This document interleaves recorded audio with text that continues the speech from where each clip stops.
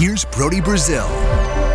Since you brought up expansion, in general, do you think it's a good idea? Because I get a little worried. I mean, I think 32 is such a nice symmetrical number for each division, for each conference. It all works out.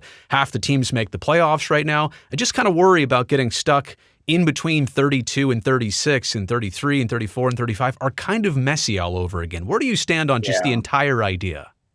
I would be perfectly fine with them staying at 32 teams, but I do think the NHL is going to expand. I think there's just too much money in it. So the last CBA, the owners fought to make sure that expansion money just stayed 100% owner related and it wasn't considered part of league revenues and the players didn't get a cut. I thought it was weird that they fought to keep that if they weren't going to expand some more. So that to me was the indication that, okay, we're going to go beyond 32 at some point. I know Bob McKenzie years back said the NHL wanted to go to 40. They wanted an 8-team European division. It just never worked. Europe, just the logistics do not work with a European division, but they wanted money. I think you have somebody in Salt Lake City that has a ton of money, and I think they figure Utah can work.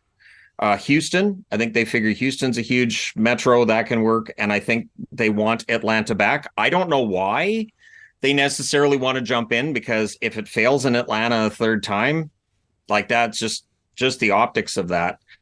But, and then after that, you'd have to have a 36. Maybe they go to Quebec City, although it doesn't sound like they have any interest in going there. I think it's a money thing as much as anything else. When Bettman mentioned those 6 cities, which you included most of them there, I think he also had Kansas City, Cincinnati, a couple of ones that were off, Omaha even, that were off the wall and unexpected. I mean, is it pretty straightforward, though, that like Salt Lake City and Atlanta, for different reasons, would be most obvious to be in line next?